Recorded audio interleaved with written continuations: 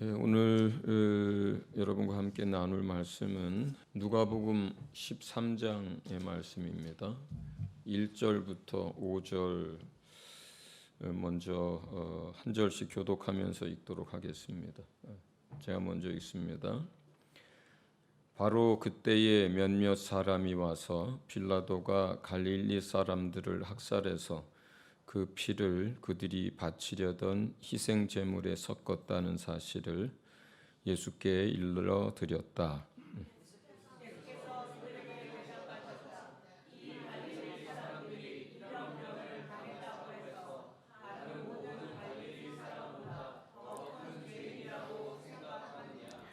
그렇지 않다. 내가 너희에게 말한다. 너희도 회개하지 않으면 모두 그렇게 망할 것이다.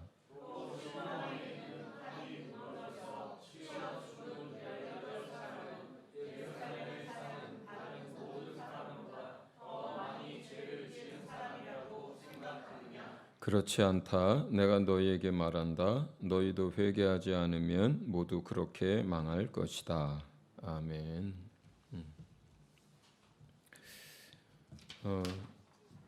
그 어느 때보다 세상에서 끊임없이 재난이 일어나고 사고가 일어나고 또 많은 어려운 일을 겪는 사람이 많은 시대를 살고 있습니다. 중동은 참 계속 걷잡을 수 없이 번져가는 것 같아요. 꽤 떨어져 있는 파키스탄하고도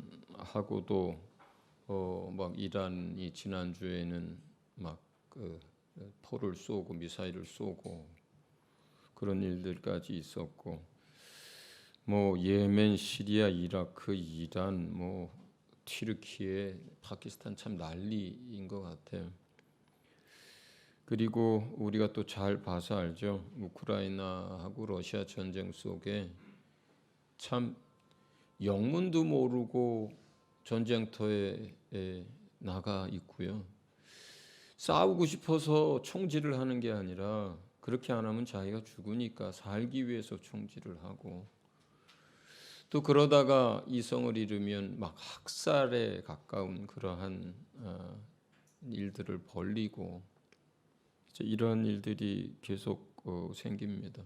그러다 보니까 사실 기도 모임 때 말씀을 드렸지만 미얀마 같은 경우는 그 내전이 지금 굉장히 심각하거든요.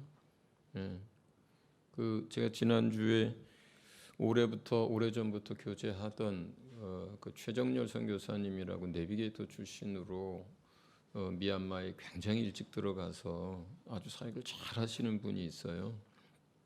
만델라이에 있는데 제자들도 많고, 그분이 이제 한국에 들어와서 통화를 했는데 정말 심각하더라고요.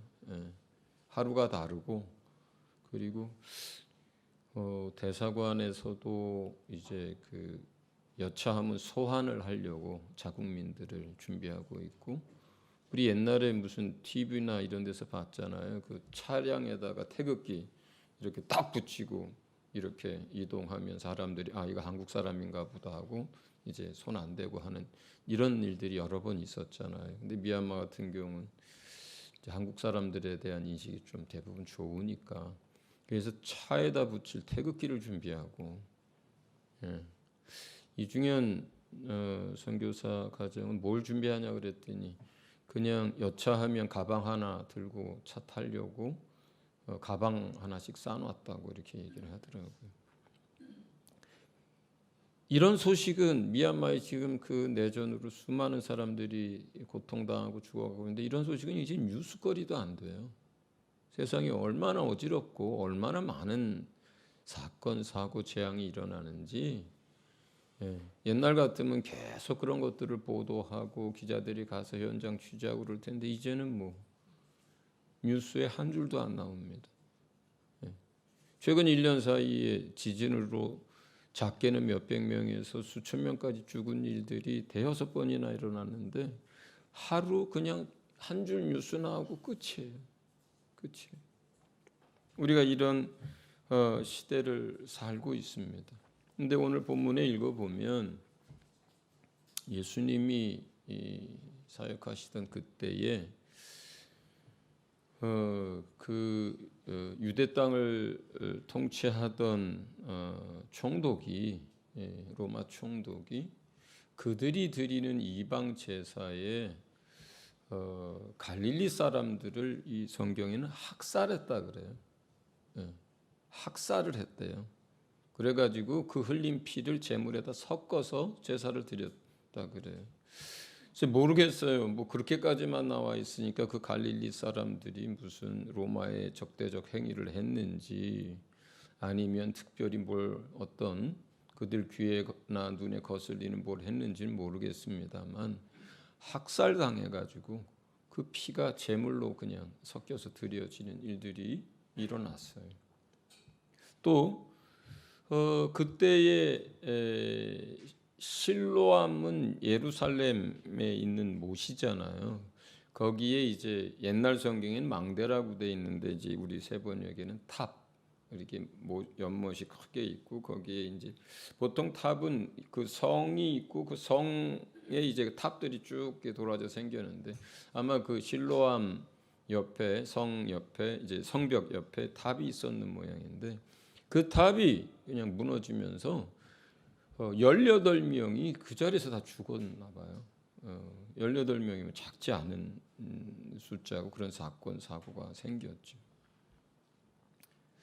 근데 이러한 것들이 뭐 예고 없이 일어난 거잖아요. 뭐 너희 자꾸 자꾸 그런 식으로 하면 학살해서 너희 다 죽여서 제물에 다 이제 바칠 거야. 뭐 이런 경고를 한 것도 아니고 뭐 망대가 무너지는 것에 대해서 언제 무너진다고 무슨 사람들 그 근처 가지 말라고 경고도 한 것도 아닌데 어떤 거예요? 어느 날 갑자기 이러한 재난이 사고가 일어난 거예요. 이스라엘 사람들은 그들의 유대 사고 방식 때문에 어느 날 그런 재앙을 당하고 사고를 당하면 그 사람들은 자동적으로 어떤 생각을 하냐면 그 사고를 당하고 그 재앙을 당한 사람들이 죄를 많이 지었나 보다. 그래서 하나님께 그런 화를 당했나 보다. 당연하게 이렇게 생각을 해버린단 말이에요. 그 사람들은 오래전부터. 그래서 그 얘기를 이제 그 소식들을 재난당한 소식을 예수님한테 전한 거예요. 그런 마음을 가지고 그런 생각들을 이미 그들은 다 가지고 있었어요. 예수님이 얘기를 하는 거예요. 그 갈릴리의 다른 사람들, 그 화를 당하지 않은 다른 사람들보다 그 학살을 당한 사람들이 더 많은 죄를 지어서 그런 일을 당한 게 아니다. 예루살렘에 있는 다른 많은 사람들이 그 사고를 당하지 않은 다른 많은 사람들이 그 18명보다 더 의롭고 더 뭐가 나아서 그걸 면한 게 아니다. 너희도 회개하지 않으면 똑같이 이런 화를 당하고 망하게 될 거다. 이런 얘기를 하신 거예요. 자, 여기는 지금 이 이야기를 듣는 또 이야기를 예수님이 하는 대상이 누군지 일단 좀 잘 아셔야 돼요. 누굽니까? 제자들이에요? 물론 제자들이 이거 옆에 있었고 들었을 거예요. 그러나 여기에서 이 얘기를 듣는 사람들은 지금 그 얘기들을 전하고 있는 사람들, 와서 얘기한 그 사람들이 첫 번째 대상이에요. 그들은 누굽니까? 아직 예수 안 믿는 사람들이에요, 기본적으로. 그냥 이 본문을 예를 들어서 그냥 예수 믿는 사람도 회개하지 않으면 날마다 회개하지 않으면 망한다. 그냥 바로 이렇게 적용하는 것은 굉장히 무리가 많습니다. 그건 이제 그 뒤에 가서 그러면 그리스도인에게 우리에게는 어떻게 적용하는지를 따로 설명하겠습니다만 우선 이 1절에서 5절에 나온 이 이야기를 듣는 대상 그리고 그것을 예수님이 하시는 대상은 예수님 앞에 나온 어떤 사람들이에요. 그리고 그들은 아까 말씀드린 것처럼 그들이 그렇게 재난을 당하고 사고를 당한 것은 기본적으로 다른 사람들보다 더 많은 죄를 지었기 때문이라는 생각들을 관습적으로 가지고 나온 사람들이에요. 그래서 그렇지 않다라고 그 사람들한테 하는 거예요. 만약에 당신들이 예루살렘에서 있었는데 그 화를 면했다면 당신들이 그들보다 더 의로워서 그런 게 아니다. 그들이 당신들보다 더 죄를 많이 지어서 그런 게 아니다. 갈릴리의 다른 사람들이 그들보다 나아서 면한 게 아니다. 그들이 또 사고 그 재앙을 당한 사람들이 더 많은 죄를 지어서 학살을 당한 게 아니다.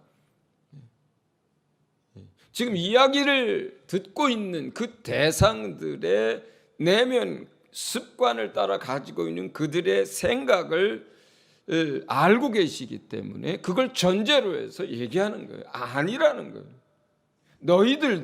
너희들도 만약에 회개하지 않는다면 그들과 똑같이 어느 날 갑자기 망하는 일이 생길 거다. 우리 아직 예수님 믿지 않는 우리 가족들에게 하는 이야기예요. 아직 예수님 믿지 않는 우리 친구들에게 하는 이야기입니다. 아직 예수님 모르고 복음도 못 들어본 어떤 열방의 어떤 사람들에게 하시는 말씀이에요. 그 망하는 날이 그들에게는 예고도 없이 어느 날 갑자기 마른 하늘에 날벼락 치듯이 그렇게 임해요. 그것에 대해서 예화로 성경에서 들어주고 있는 것이 뭡니까? 소돔과 고모라 얘기고 노아의 때에 물로 심판받을 때의 이야기를 예로 들어서 설명하잖아요. 그들은 홍수로 멸망하는 그 날까지도 먹고 마시며 장가들고 그렇게 일상의 삶을 살았다. 그러다 어느 날 갑자기 그들에게 하나님의 심판이 임하지 않았느냐. 그러므로 너희들도 그와 같이 되지 않도록 그렇게 크리스천들에게 깨어 있으라고 하잖아요. 세상을 향한 하나님의 진노, 세상을 향한 심판, 그리고 예수 그리스도의 재림. 그것은 마치 이 사람들이 그냥 앉아 있다가 그 탑이 무너져서 그 자리에서 죽듯이 그냥 일상의 삶을 살다가 로마 군인들한테 잡혀서 죽임을 당해서 그 피가 제단에 뿌려지듯이 그렇게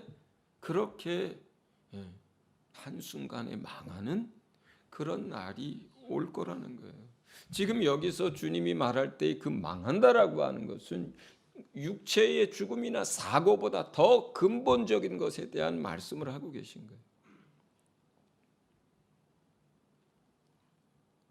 예수님을 믿어서 예수의 생명을 가진 자는 뭡니까? 죽어도 죽은 것이 아니라 그 안에 있는 생명으로 인해서 영원히 삽니다. 그러나 사고를 당해서 죽든 아니면 자기 연수를 다 채우고 죽든 그 안에 예수의 생명이 없는 사람은 일생의 그 삶을 마치는 그 날이 망하는 날이에요. 그렇지 않습니까? 망하는 날이에요. 영원히 돌이킬 수 없는 정말 끝나는 날이에요. 끝나는 날이에요. 우리나라에도 수년 내에 몇 년 동안에 그런 정말 생각지도 못했던 일들이 그런 재앙들이 몇 차례 있었습니다. 이태원에서 수백 명이 놀러 나갔다가 그냥 압살을 당했어요. 중학생들인가요? 고등학생들인가요? 세월호 사건이 있을 때 정말 온 국민이 그걸 바라보고 있는 상태에서 그렇게 수많은 사람들이 죽었어요. 많은 사람들은 육체가 죽은 것으로 인해서 안타까워하고 육체가 죽은 것으로 인해서 분노했지만 그러나 주님이 여기서 망한다라고 하는 것은 육체의 죽음의 문제가 아니에요, 사실은. 만약에 이태원에서 그렇게 삽시간에 그런 사고를 당한 사람들이든 세월호에서 그렇게 수백 명이 죽었던 그 사람들이든 그 안에 예수의 생명을 가지고 있는 사람들은 죽었지만 죽은 것이 아니라 그들은 영원한 하나님 나라에서 영원히 살 거예요. 다시 살아날 거예요. 그러니까 망한 게 아니에요. 그러나 그 사고를 당한 사람들이 그 안에 예수의 생명을 가지고 있지 않는 그런 사람들이라면 그들은 정말로 망한 거예요. 이 세상에서 몇 년을 더 살고 못 살고가 문제가 아니라 그들은 그들 안에 생명이 없으므로 부활이 없어요. 생명의 부활이 없어요. 그렇기 때문에 이 말씀은 세상을 향해서 하는 거예요. 너희들 보기에는 누가 조금 더 죄가 많은 것 같고 누가 조금 더 나은 것 같고 각각 자기 양심이 기준이 돼서 정말 하나님 두려운 걸 모르고 의롭다 생각하고 살고 있지만 망대에 치여서 죽은 18명이나 나머지 예루살렘 사람이나 갈릴리에서 학살을 당한 사람이나 그렇지 않은 사람들이나 하나님 앞에서는 다 똑같은 죄인이고 똑같이 망하게 생긴 사람들이라는 거예요.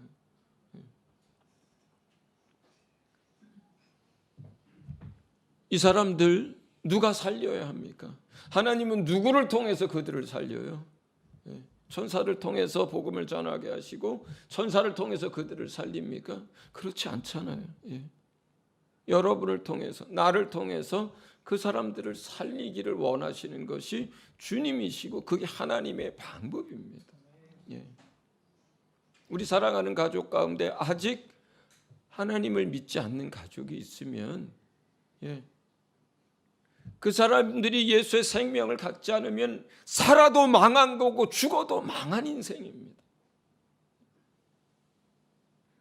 우리는 그들이 아직 건강하고 살아 숨쉬고 있고 나이가 젊으니까 아직도 그들에게 많은 시간이 남아있다고 생각하고 우리는 오늘 아니면 내일 되겠지 하고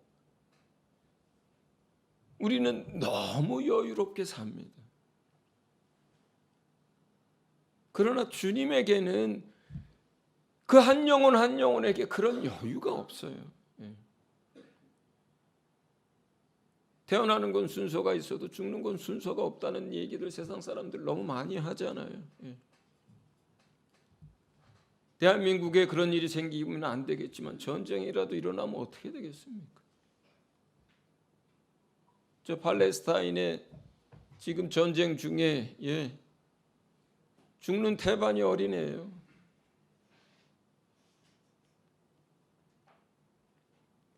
우리가 믿지 않는 우리 사랑하는 가족들, 우리 친구들, 이웃들 회개하지 않으면 숨쉬고 있어도 망한 거라는 거, 살아 있어도 망한 거라는 거, 그들에게 사고와 재난이 언제 어떻게 임할지 모른다는 거. 그들은 그 긴박성을 모르지만 저와 여러분은 긴박성을 가지고 그들을 위해서 기도하고 또 전도해야 됩니다.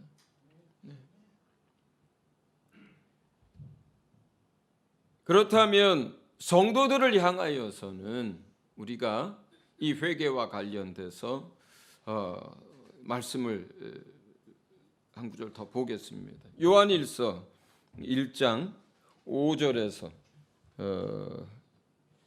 2장 2절까지 말씀을 보겠습니다.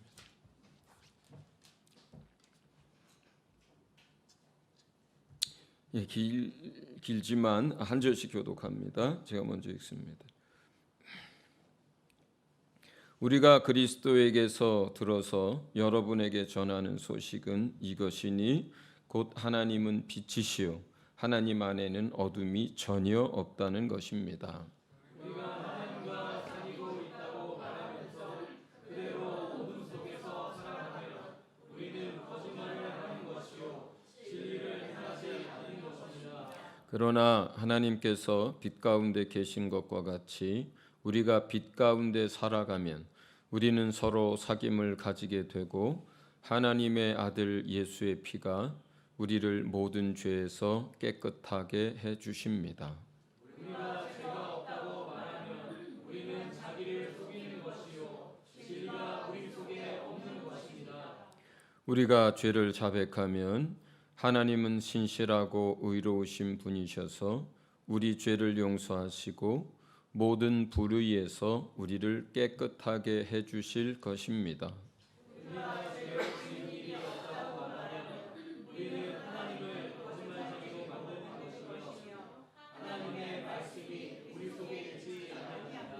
나의 자녀 여러분, 내가 여러분에게 이렇게 쓰는 것은 여러분으로 하여금 죄를 짓지 않도록 하려는 것입니다. 누가 죄를 짓더라도 아버지 앞에서 변호해 주시는 분이 우리에게 계시는데 곧 의로우신 예수 그리스도이십니다.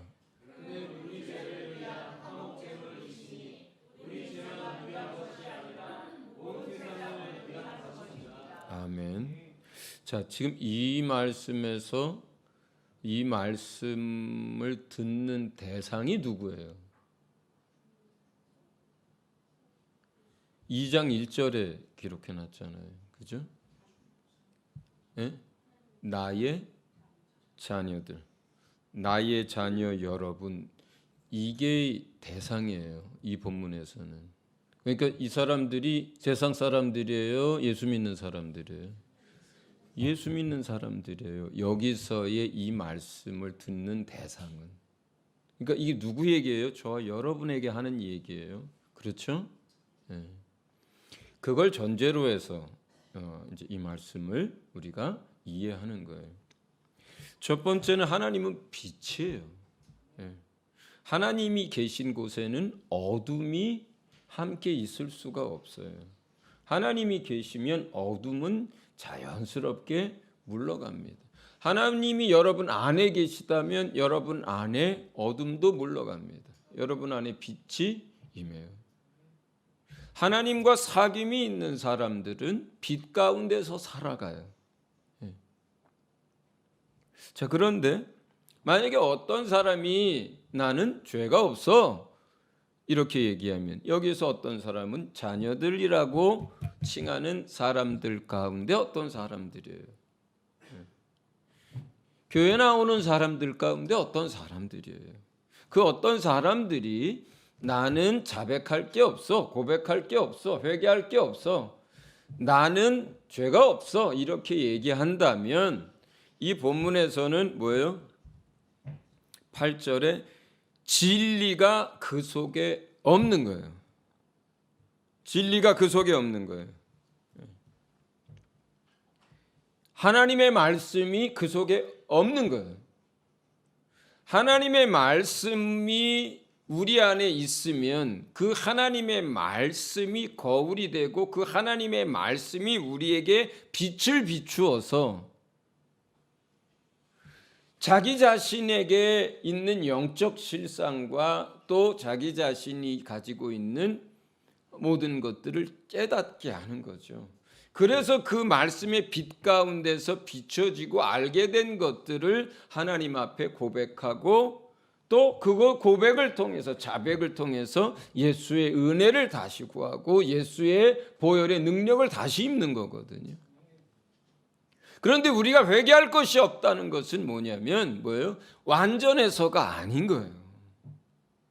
흠이 없어서 회개할 게 없는 게 아닌 거예요. 뭐예요? 그 사람 안에 하나님의 빛이 비춰지지 않고 그 사람 안에 진리의 말씀이 역사하고 있지 않기 때문에 깨닫지 못하는 거예요. 그러면 뭐가 기준이 되겠어요? 그 사람에게는 자기의 양심이 기준이 되는 거예요. 자기의 양심이 기준이 되고 자기가 생각하는 그 생각과 그 사고가 기준이 돼서 볼 때는 어떤 사람은 양심에 가책받을 게 없고 어떤 사람은 뭔가 회개할 것이 없을 수도 있어요. 그러나 이 본문에서는 뭐가 우리의 빛을 비추고 자기 자신의 영적 상황을 보게 하는 거예요? 하나님의 빛이고 진리의 말씀이에요. 그 말씀이 비춰줘야 내가 내 안에 웅크리고 있는 그 욕심이라고 하는 것이 보이는 거예요.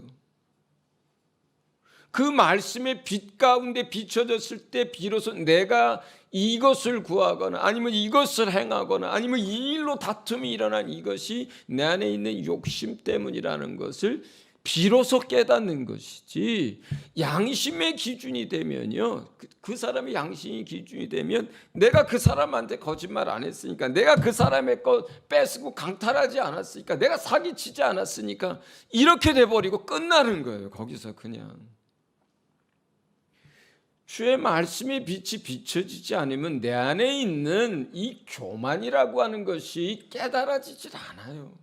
자기 자랑이라고 하는 것이 깨달아지지 않습니다. 자기 자신밖에 모르는 이기주의적인 그런 마음들이 보이질 않습니다. 보이질 않아요. 하나님의 말씀이 없다는 것은 내 안에 어둡다는 것인데, 어두운 가운데선 보이질 않아요. 그런 것이 무정한 가운데 있어도, 영적 게으름 가운데 있어도, 계속 자기 자랑 가운데 있어도, 욕심으로 행하면서도 믿음으로 살지 못하고 날마다 염려 가운데 있으면서 여전히 우리가 분내고 큰 소리 내며 다투는 가운데 있어도 자기 양심이 기준이 되고 자기가 기준이 되면 그러한 것들이 대수롭지 않게 보이고 그냥 사는 일상처럼 보입니다. 그러나 하나님의 빛이 우리 안에서 비춰지고 진리의 말씀이 우리를 비출 때에 성령의 깨닫게 하시는 그 역사를 통해서 비로소 우리가 우리의 허물과 연약함들을 알고 그 심각성을 알고 주님 앞에 나아가게 되는 거예요. 우리가 주님 앞에 나아갈 때는 히브리서 4장 14절 16절 이런 믿음과 마음으로 나갑니다. 우리 히브리서 4장 같이 말씀을 이거는 합독해 보도록 하겠습니다. 합독합니다. 시작. 그러나 우리에게는 하늘에 올라가신 위대한 대제사장이신 하나님의 아들 예수가 계십니다. 그러므로 우리의 신앙 고백을 굳게 지킵시다. 우리의 대제사장은 우리의 연약함을 동정하지 못하시는 분이 아닙니다. 그는 모든 점에서 우리와 마찬가지로 시험을 받으셨지만 죄는 없으십니다. 그러므로 우리는 담대하게 은혜의 보좌로 나아갑시다. 그리하여 우리가 자비를 받고 은혜를 입어서 제때에 주시는 도움을 받도록 합시다. 아멘. 예수님이 죄는 없으시지만 우리와 같은 연약한 육체로 이 땅에서 사셨고 또 그 모든 우리가 사는 이 똑같은 환경 속에서 살았어요. 영적 환경도 똑같습니다. 또 이런 육체의 이런 물질적인 환경도 똑같습니다. 그래서 그분은 인간의 육체가 또 이런 환경 속에서 사는 그 삶이 얼마나 고단하고 얼마나 연약하고 얼마나 넘어지기 쉽고 얼마나 많은 유혹이 있다는 것을 누구보다도 예수님이 잘 알아요. 그래서 그분이 우리의 참된 영원한 대제사장입니다. 대제사장이 뭐예요? 비유로 어깨에 6개씩 보석을 달고 흉배에 12개의 보석을 달고 하나님 앞에 나아가는 사람이 구약시대의 대제사장이었어요. 그 6개 또 앞에 있는 12개의 보석이 다 뭐예요? 뭘 상징하는 거예요? 이스라엘 12지파인데 그 12지파가 상징하는 게 뭐예요? 이스라엘 모든 백성을 상징하는 거예요. 이스라엘 모든 백성의 연약함을 가지고 실수한 걸 가지고 부끄러운 걸 가지고 하나님이 진노할 만한 그러한 것들을 가지고 그걸 어깨에 메고 그걸 가슴에 품고 나아가는 거예요. 왜냐하면 그 대제사장도 똑같은 사람이고 똑같은 성정이어서 그도 넘어지고 실수하고 부끄러움 가운데 있는 똑같은 사람이기 때문에 그 자기 민족이 어떠한 연약함과 어떤 허물을 가지고 어떻게 주님 앞에 있는지를 대제사장도 누구보다 잘 알기 때문에 자기를 위해서 제사를 드릴 뿐만 아니라 모든 이스라엘 민족을 위해서 그렇게 하는 거거든. 만약에 그 대제사장이 완전해, 허물도 하나도 없어, 그러면 어떻게 되겠어요? 맨날 넘어지고 깨지고 부끄럽고 형편없는 그 사람들을 볼 때 어떻게 보겠어요? 그 대제사장이 아이고 저것들은 맨날 어쩜 저렇게 맨날 하고 헛날 저렇게 사냐, 그런 생각 안 들겠어요? 그런 생각을 가지고 하나님 앞에 나아가면 정말 눈물이 나겠습니까? 자기 민족을 위해서 정말 안타깝겠습니까? 그런 마음이 들겠어요? 긍휼한 마음이 들겠어요? 그런 것처럼 우리 예수님이 이 땅에 오셔서 우리와 똑같이 되셔서 그 모든 연약한 것들과 모든 유혹들을 다 경험하셨기 때문에 아시는 거예요. 아시는 거예요. 그분이 아시기 때문에 우리가 어떠한 마음으로 예수님 앞에 나갈 수 있다는 거예요. 담대한 마음을 가지고 우리의 대제사장이신 예수 앞에 나갈 수 있다는 거예요. 예. 내가 안다는 거예요. 네가 왜 그렇게 자꾸 넘어지는지 안다는 거예요. 왜 네가 그 중독에서 벗어나지 못하고 계속 그렇게 또 넘어지고 또 넘어지는 거를 왜 거기서 그렇게 사는지를 예수님이 안다는 거예요. 똑같은 일을 맨날 반복하면서 넘어져도 주님이 뭐예요? 안다는 거예요. 70번씩 7번 그날 490번을 넘어져서 주님 앞에 나와도 주님이 그걸 안다는 거예요. 정죄하지 않고 왜 그랬냐고 그러지 않고 어쩜 그런 낯짝을 가지고 또 나오냐고 그렇게 얘기하지 않고 주님이 그 연약함과 허물을 누구보다 잘 안다는 거예요. 그래서 우리가 예수님 앞에 나갈 수 있는 거예요.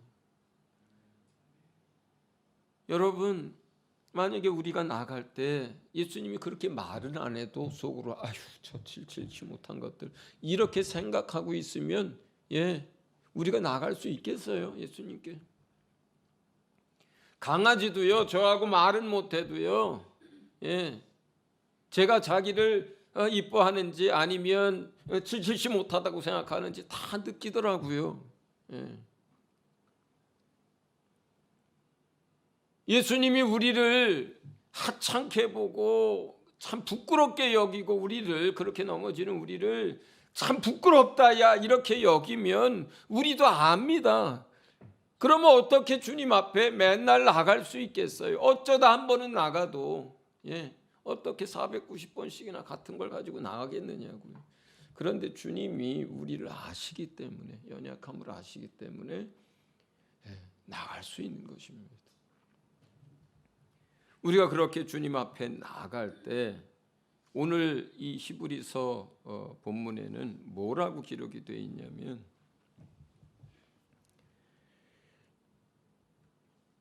그리하여 16절에 이렇게 되어 있어요. 우리가 그렇게 담대하게 은혜의 보좌로 나아갑시다. 그리하여 우리가 자비를 받고 은혜를 입고 날마다 도우시는 지체하지 않고 도우시는 그 주님의 도움을 받도록 합시다. 이렇게 되어 있어요. 여러분, 이게 주님의 섭리와 주님의 지혜가 참으로 놀라운 것이 우리가 주 뜻대로 잘해서 성공하면 주님께 더 사랑받고 또 주님을 더 알아가는 건 맞습니다. 그런데 그 방법만 있는 게 아니에요. 주님에게는 그 반대로 넘어지고 실수할 때도 우리가 그것을 가지고 주님 앞에 나아가는 그 반복적인 우리의 믿음의 행위를 통해서도 똑같이 주님의 사랑을 받고 주님을 알아갑니다. 놀라운 거예요. 우리가 믿음을 가지고 정말로 주의 말씀에 순종하면서 그렇게 계명을 따라 살 때도 날마다 그 은혜와 사랑을 계속 알아갑니다. 그런데 실수할 때 날마다 실수해서 날마다 나아갈 때도 똑같은 일이 일어나요. 똑같은 일이 일어나요. 놀랍지 않습니까? 예. 우리가 넘어져서 주님 앞에 나아가서 주의 은혜를 입습니다. 긍휼을 입습니다. 도우심을 입습니다. 그 은혜 속에서, 그 도우심 속에서, 그 긍휼 속에서 우리가 주님의 사랑을 알아가고 주님에 대해서 알아가고 놀랍게 성장해 가요. 문제는 뭐냐? 넘어졌는데 안 나가는 게 문제인 거예요. 알면서 주의 말씀에 순종치 않는 게 문제인 거예요. 주의 말씀에 순종을 하면서 주님 앞에 더 가까이 나아가든, 내가 실수하고 넘어졌기 때문에 주님을 붙들고 더 가까이 나아가든, 중요한 건 주님께 나아가는 거예요. 주님께 나아가는 자에게 은혜 베푸시고, 주님께 나아가는 자에게 긍휼 베푸시고, 주님께 나아가면 주님이 제때에 우리를 도우신다. 주님의 도우시는 손길이 늦어지는 때가 없어요. 때를 놓치는 때가 없어요. 주님이 도우셔서 중독에서 벗어나게 만듭니다. 주님이 도우셔서 참으로 우리가 덜 넘어지도록 합니다. 주님이 도우셔서 490번 나가던 거 400번 나가게 만들고, 주님이 도우셔서 다시 한번 주님 앞에서 빛 가운데 살아가도록 그렇게 주님이 역사합니다. 예. 제가 사역자가 되고 나서 첫해, 둘째, 셋째에 정말 주님의 사랑을 많이 받았어요. 그 전에도 주님의 사랑을 많이 받았는데 사역자가 되고 나서 그 2, 3년 동안 어쨌든 그 전보다 사역을 해야 되고 말씀을 가르쳐야 되고 또 영혼들을 이끌어 가야 하니까 말씀을 더 많이 보게 되면서 더 은혜 속으로 들어가게 되면서 어찌나 회개하고 어찌나 고백해야 될 게 많은지 저녁마다 뭐 그렇게 많은지 모르겠어요. 그러면서 단 한 번도 외면치 않고 단 한 번도 내가 나아갈 때 그것을 가지고 너 왜 이렇게 했냐고 말하지 않고 단 한 번도 나를 다른 눈빛으로 바라보지 않고 그때마다 회복시켜 주시고 그때마다 또 정말로 주님을 만나게 하시고 그 자리에서 일어날 때마다 다시 거룩함을 입고 그 자리에서 일어날 때마다 다시 한번 주님의 도움을 입게 되는 그 시간들을 통해서 더 주님께로 가까이 나가고 더 주님을 알게 되었습니다. 그런데 만약에 우리가 자백하지 않고 회개하지 않으면 어떻게 될까요? 우리의 굳어진 마음, 강팍해진 그 마음 때문에 또 우리 안에 가지고 있는 그 고집 때문에 자백하지 않으면 어떻게 될까요? 그러면 누구라도 그 사람이 과거에 어떤 은혜를 받았든 직분이 무엇이든 상관없이요, 누구든지 그 죄와 그 허물이 자백을 통해서 씻어지지 않고 쌓이면 영적 잠에 빠지고 영적 침체에 들어갑니다. 반드시 그렇습니다. 반드시 그렇습니다. 그 사람이 과거에 주님하고 어떤 일이 있었든지 어떤 은혜를 받았든지 어떤 은사가 있든지 지금 하는 일이 무엇이든지 직분이 무엇이든지 상관이 없어요.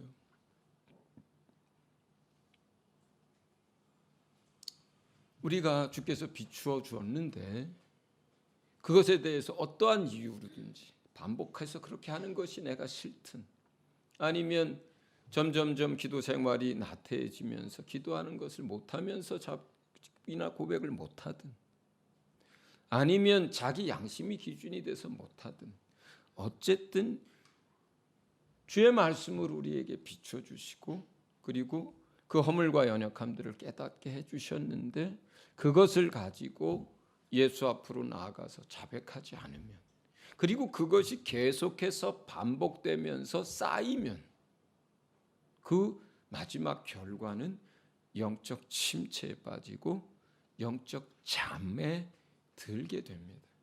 누구라도 그렇습니다.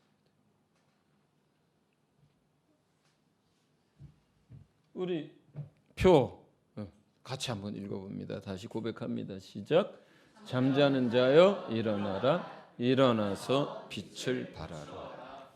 이게 나는 우리 교회만 주신 말씀인 줄 알았더니 굉장히 많은 사람에게 또 전 세계를 향해서 예언사역하는 많은 사람들에게 이 같은 말씀을 올해 24년이 주셨더라고요. 세상을 향해서 이야기하라고. 우리 안에도 영적 침체에 빠져 있는 여러 사람이 있습니다. 몇 달째 온라인으로밖에 예배를 못 드린 사람도 있고 몇 주째 못 나오는 사람들도 있습니다. 또 갈등하는 사람들도 있습니다. 그리고 계속 저희 교회 나오는 게 부담이 돼서 이걸 어떻게 하나, 교회로 옮겨야 되나 이런 고민 가운데 있는 사람들도 있습니다. 우리 안에 영적 잠을 자는 사람들이 있고 또 영적 침체에 빠져 있는 사람들이 있습니다. 이유는 많겠지만 그러나 그 이유가 무엇이 됐든 믿음이 작아서 믿음을 잃어버리는 것이 됐든 또 반복되는 실수가 됐든 염려가 됐든 근심이 됐든 전부 다 이것은 주님 앞에 고백할 일들이고 자백할 일들이에요. 그러한 것들을 계속 가지고 쌓아두고 그것이 자꾸 쌓이면 어떻게 되겠습니까? 누구라도 영적 잠에 빠지는 거예요. 누구라도 영적 침체가 오는 거예요. 그렇기 때문에 여러분 지금 영적 잠에 빠져 있는 사람도 또 영적 침체 가운데 있는 사람도 또 여러분 우리 모두도 날마다 진리의 말씀으로 우리 자신을 비춰달라고 하고 우리 영혼이 늘 하나님의 빛으로 환하게 해달라고 기도하고 그 진리의 말씀과 성령의 역사에 의해서 날마다 내가 그 조명 가운데 있게 해달라고 기도하고 그리고 정말로 작은 것이라도 생각나게 하고 보여주시고 깨닫게 하거든 미루지 말고 그냥 누구나 다 그래 이렇게 하지 말고 하나하나를 가지고 날마다 우리의 대제사장이고 우리의 모든 연약함을 아시는 주님께 가지고 나아갈 수 있기를 주의 이름으로 축원합니다. 그렇게 우리가 주님께 나아갈 때마다 주님 반드시 긍휼 베푸시고 반드시 은혜 베푸시고 여러분을 도우실 줄로 믿습니다. 우리 이 시간 말씀을 생각하면서 자신을 위해서 또 우리 성도들 가운데 영적인 잠에 빠진 또 침체 가운데 있는 영혼들을 위해서 가족들을 위해서 이 시간 다 같이 한 목소리로 기도하겠습니다.